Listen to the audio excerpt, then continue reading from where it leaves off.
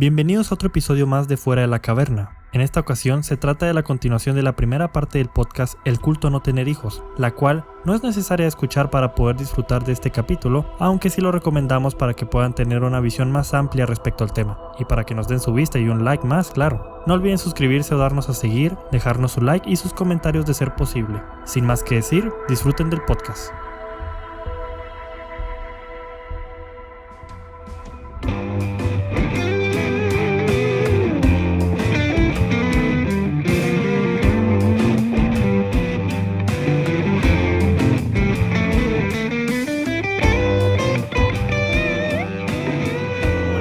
Sobrepoblación que existe en el mundo. Entonces, parece ser que se pregona en las sociedades que no tengas hijos de alguna forma, que está bien no tener hijos y que inclusive es lo preferido. Ese es el éxito. No tener hijos. Es más, de hecho, creo que a nosotros tres nos ha pasado en algún momento de nuestras vidas de que vemos a nuestra compañera de la secundaria, del bachilleres, que se nos hacía de alguna forma una compañera molesta y ahorita la vemos con hijos y decimos, jaja, ya tiene hijos la güey.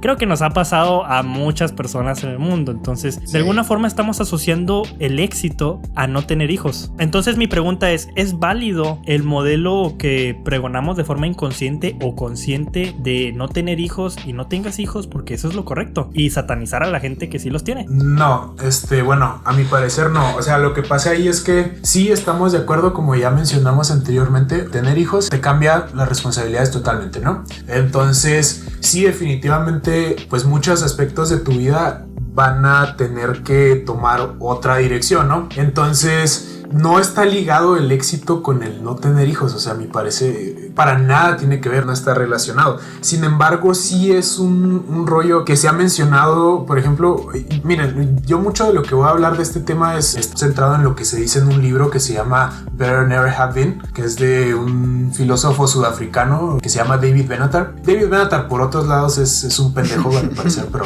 okay, eso es otro tema. Hay que decirlo.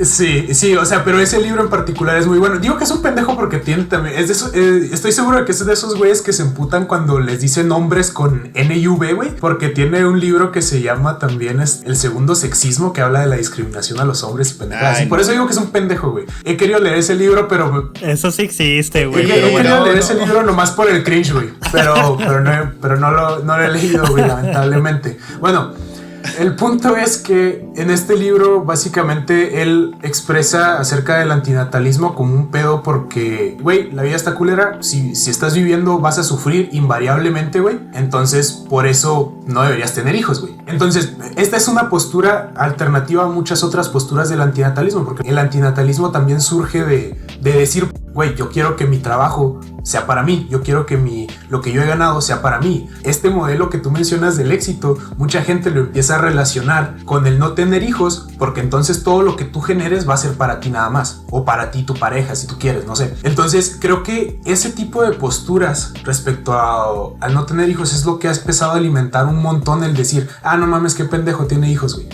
Sí, güey. Pues no, güey, o sea, no, a veces tener hijos ni siquiera es una decisión, güey. A veces tener hijos ni siquiera es algo que pienses si quieres o no. A veces por el mismo contexto en el que vives, pues no, o sea, simplemente es algo que va a pasar y listo. Definitivamente no podemos asociar el éxito con el no tener hijos nada más porque es más difícil vivir con hijos, güey. Pues no, ¿quién te está diciendo eso si no tienes hijos, güey? Bueno, pero el argumento de este filósofo es que se sufre, ¿no? Sí, o sea que la vida es invariablemente sufrimiento, güey. Sí, es algo pesimista, pero pues lo argumenta de cierta forma. O sea, no está diciendo, de hecho él activamente dice que el suicidio no es la solución. O sea, no está promoviendo el suicidio. Cobarde. Es un poco cobarde, ¿no? Eso. No, como yo he leído, no. Y pues, o sea, si quieres ir a ver qué es lo que dice el libro, estaría bien que checara. Ahora, no quiero estar tirando referencias y no quiero estar apelando a la autoridad.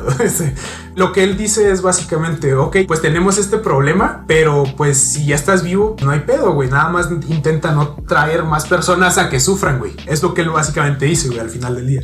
Bueno, pues es que este argumento es como muy egoísta. Yo no tengo problema con las posturas filosóficas egoístas, de hecho me gustan bastante. Sigo algunas ahí con cierto agrado, pero pues yo me iría por otra postura egoísta que es una postura más dedicada al placer. Y eso tiene la vida no es sufrir todo el tiempo. Vamos a pensar que la mayoría de las veces pues la pasamos sufriendo, pero eso no quiere, o sea, lo que le da sentido al sufrimiento pues es que muchas de las veces también estamos sintiendo placer o hacemos cosas placenteras. La persona a lo mejor sí sufre bastante, pero digo, nunca he sido una persona muy optimista, tampoco lo digo, soy muy neutral con ese tema, pero no es tan grande el sufrimiento que tiene la vida como para tratar de contagiar esa sensación, ¿no? Hacia los que van llegando, por así decirlo. Y es lo que ahorita platicábamos anteriormente, con la idea de que los padres sienten tienen esa responsabilidad de mostrarles que han venido a un buen escenario, o de que pues en la vida, aunque haya cosas horribles, se pueden como de alguna manera dimensionar o echar en cara o afrontar mínimo. Si no quieres pues soportarlas, pues las puedes afrontar y listo. Entonces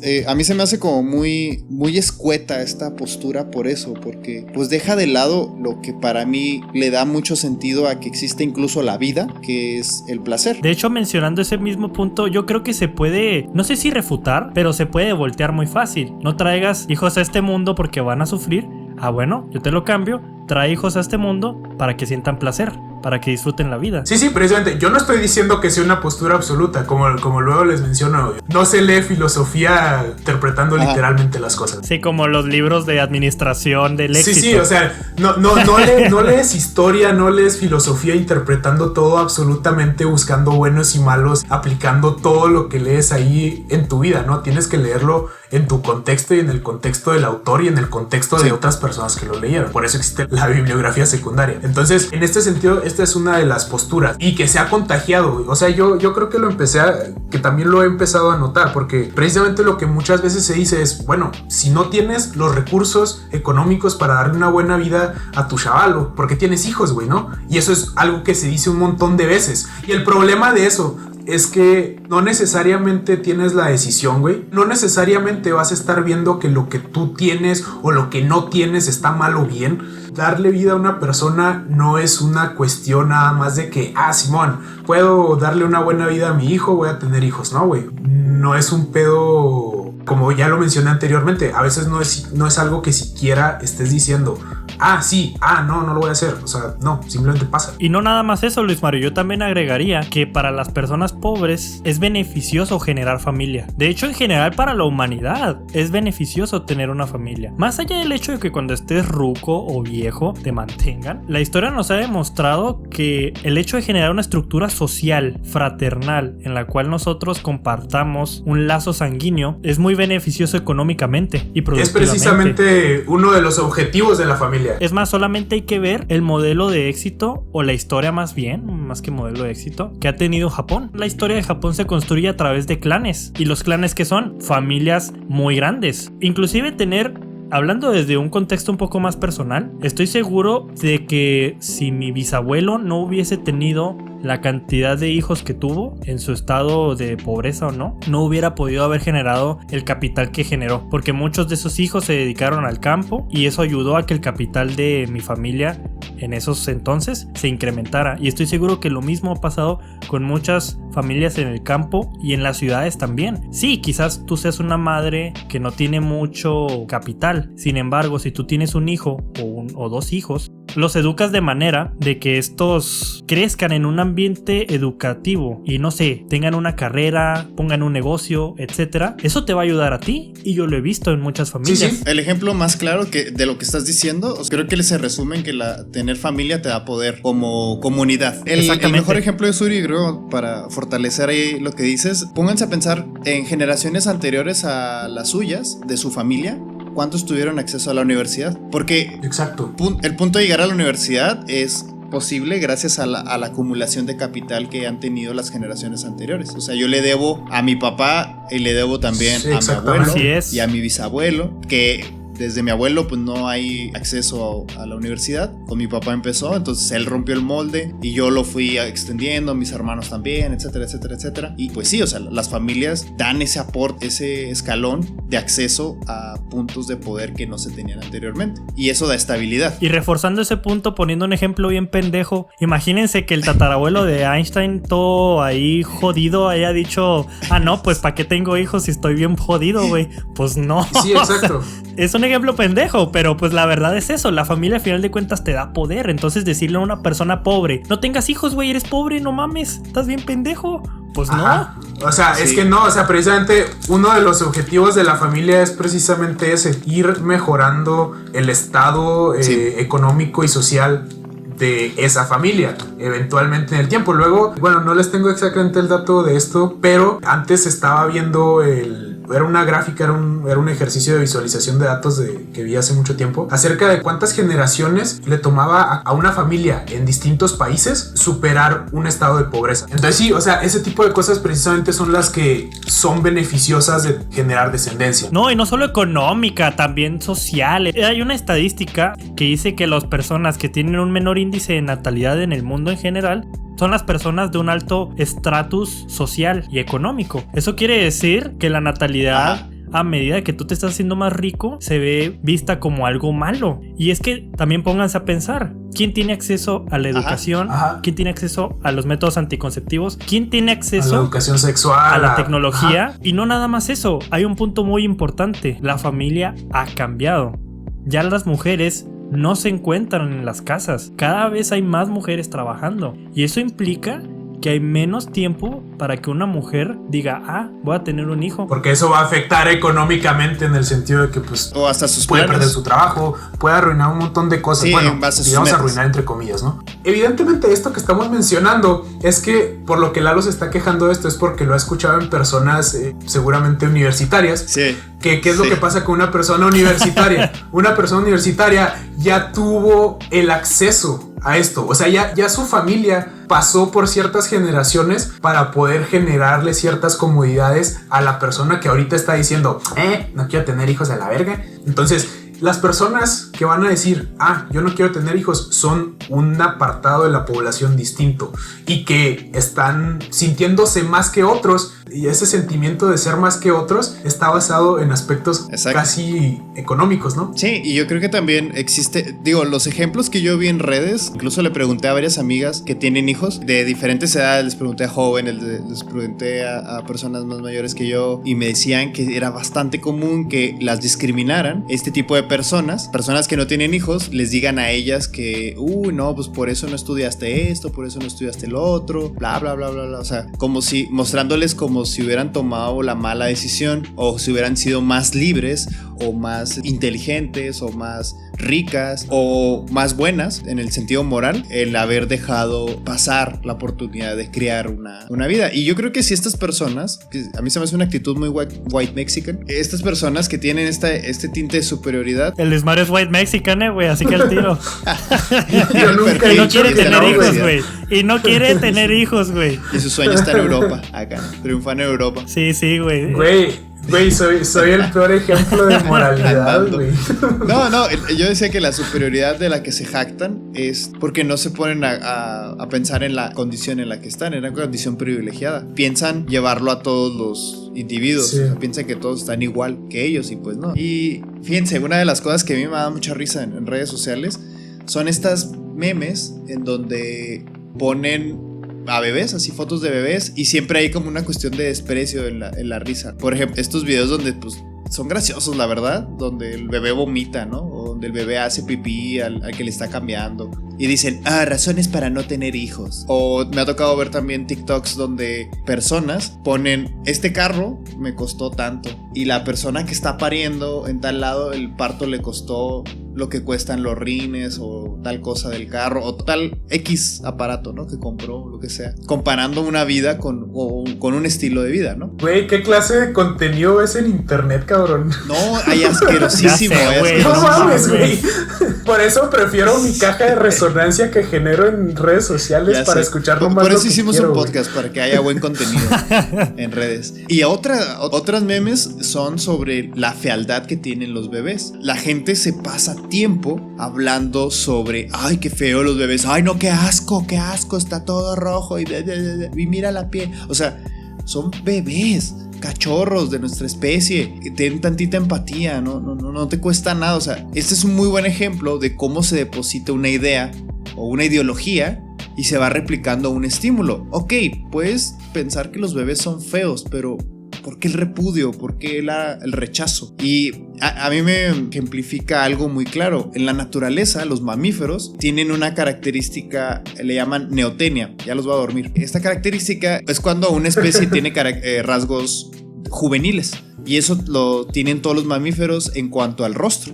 Nuestro rostro cuando nacemos, y el de cualquier mamífero, tu perro, tu gato, el león de la sabana, etc., tiene una proporción de 2/3 de la cabeza. Entre la frente y los ojos ocupan 2/3 y 1/3 solamente la mandíbula. Ustedes busquen, ahí les vamos a poner unas imágenes sobre lo que estoy diciendo, las formas de los cráneos de bebés o bueno, de crías de mamíferos, y van a encontrar que tiene esa proporción. La razón por la que existe eso, no lo digo en el sentido de que la naturaleza lo buscó, sino en cuanto a selección natural, pues eso otorga una reacción de empatía en los mamíferos. Por eso cuando vemos cachorros nos enternece. Dices, ay, qué bonito el perrito, qué bonito el gatito, etc. Y también cuando vemos bebés, nos ocurre esa reacción. Es una reacción impulsiva, la del cuidado que tenemos por otro. Entonces, aquí este ejemplo que yo les decía de la meme es el claro ejemplo de cómo una ideología distorsiona toda una percepción. Es decir, estas personas pues están prácticamente deformando un impulso que tenemos tan común como enternecernos por las crías, independientemente de qué especie sea. O sea, va como en contra de todo este impulso que tenemos como mamíferos. Si alguna vez usted se preguntó por qué le encantaba su cachorrito, es por esta razón. Gracias, Lalo. No, y la verdad es que no entiendo, me sorprende en serio, cómo existe ese odio a los bebés solamente por la natalidad, por pensar que la natalidad es un estado de tragedia. Creo que es bastante normal en nuestra sociedad el hecho de que no nos gusten los bebés y estemos en contra de la natalidad, al menos en la sociedad white mexican o media alta, ¿no? Porque inclusive, al menos en nuestro contexto cultural, vemos que mucha gente de raza indígena pues sigue teniendo hijos y hijos y hijos. Sin embargo, en nuestro contexto pues no es así. La razón por la que yo creo que es natural es porque al final de cuentas México y donde nos encontramos nosotros y el mundo en general, gracias a la globalización, vive en un contexto posmoderno en el que todo es muy rápido, todo es consumo. La vida gira en torno a consumir cosas. Y eso nos habla también de qué tanto le tenemos cariño a la eternidad. Y la realidad es de que no existe. Nosotros no le tenemos un cariño al tiempo o a una relación duradera. Entonces, ¿cómo le vamos a tener cariño o vamos a desear tener hijos cuando eso implica prácticamente un contrato de por vida? Entonces yo creo que sí es triste, como lo mencionas tú, Lalo, que no nos fraternicemos con nuestra misma especie, porque yo soy alguien que le pasa esto, güey. A mí yo veo un bebé y yo digo, no mames, güey, un bebé, qué asco. Y no me gustan los bebés y no, es la neta, güey. Yo veo un bebé y no me enternecen, no les quiero abrazar, no les quiero hacer cariñitos, no nada. En cambio veo un cachorrito y sí, güey. Yo soy de esa parte de la sociedad y lo atribuyo más que nada a eso, a que estoy viviendo en un contexto en el cual todo es efímero. Pero eso es lo que lo hace como más llamativo para nosotros, o sea, para los que no quieren tener hijos. O sea, yo, por ejemplo, veo a alguien que dice, estamos embarazados o vamos a tener un hijo, y digo, wow, ¿no? Para mí es una hazaña. O sea, es muy sorprendente. Lo digo desde el punto en donde yo no planeo. Digo, yo creo que la situación ante estos rechazos es ser conscientes de que ese discurso social en masa no está bajo nuestro control. O sea, esta idea de que no queremos, del rechazo a los bebés, etcétera, o a la crianza, o al modo de vida de la crianza, es más porque estamos replicando este discurso que está en la mercadotecnia, que está en el consumo, la ideología, etcétera. Pero es genuino que alguien quiera, que vea el tener un hijo como una meta, o como un plazo para desarrollar su vida o su proyecto de vida. Es muy válido. también no está la otra parte, que es donde siempre nos vemos nosotros señalados, ¿no? Los que no quieren tener hijos, pues dicen, hey, ¿para cuándo los niños? Y esas cosas. También la otra postura es desastrosa, no es forzado, no es una meta culmen, o sea, no es algo que te deben de forzar a decir, sí, que ten hijos y sé mejor. Pero estas personas que dicen, no, es que es muy caro tener un niño, pues sí, pero no vas a tener 9, ¿no? O sí como lo tenía tu abuela, o sea, pues eso pasaba en generaciones anteriores, ¿no? También hay un paper ahí muy interesante sobre donde se expresa el machismo en la ciencia, donde parejas que tienen grados de doctorado, cuando llega a haber un embarazo, hay una deserción de las mujeres en los doctorados. Que la deserción universitaria exista por los embarazos no quiere decir que la educación no pueda mejorar esos contextos. Bueno, yo de hecho con eso que decía Suri hace un momento, de que vivimos en un mundo, vivimos en una sociedad, vivimos en un mundo que es posmoderno y que está, en particular nosotros que vivimos en México, vivimos en un país que fue víctima del imperialismo, ¿no? Y que fue víctima de una colonización brutal. Entonces nosotros también estamos siendo alimentados mediáticamente con estas ideologías que están saliendo de países desarrollados, donde empieza a pensar, tener hijos está mal por esto, esto y esto, y entonces nosotros lo estamos replicando en un contexto que a lo mejor no es, pues no, definitivamente no es el mismo, y que deberíamos pensar 2 veces, porque también no necesariamente va a funcionar lo que está funcionando allá o lo que no está funcionando en otros países. Y eso es algo que tenemos que tener en cuenta, que estamos siendo alimentados por la sociedad occidental, que se hace muy pendejo llamarla sociedad occidental. ¿Por qué? De Estados Unidos, más que nada. Sí, pues la sociedad es europea, estadounidense, occidental, ¿no? Para eso existe esa palabra. Entonces estamos siendo alimentados... No me gusta decir occidental. Pero bueno, o sea, es que, pues bueno... Él dijo que era su rollo. Sí, o sea... No importa, no le hagas caso, güey, toma Covax. O sea, el problema para mí de decir occidental es que se ha definido el occidente precisamente en Europa, ¿no? Se ha definido el occidente en Estados Unidos. Pero, pues, si nos vamos geográficamente, pues no. Claro, esto es un pedo social, este es un pedo de muchas más otras cosas. Bueno, pues hemos llegado a varios puntos muy interesantes en este debate. Ya saben, si encuentran a alguien que su meta es tener hijos, no lo critiquen. Y también aquellos que no quieren tener hijos, no se jacten como una superioridad. Cada quien decide su proyecto de vida, llevarlo de la manera más conforme a sus metas, a sus deseos. Y bueno, qué bueno que llegaron aquí a nuestro podcast a escucharnos. Les recomendamos muchísimo que chequen todas nuestras redes en donde estamos conectados con ustedes, nos marquen sus comentarios, sus likes, sus dislikes. Pueden checarnos en iVoox, en Google Podcaster, en Spotify y también en YouTube. Muchas gracias por sintonizarnos. Hasta luego. Chidote.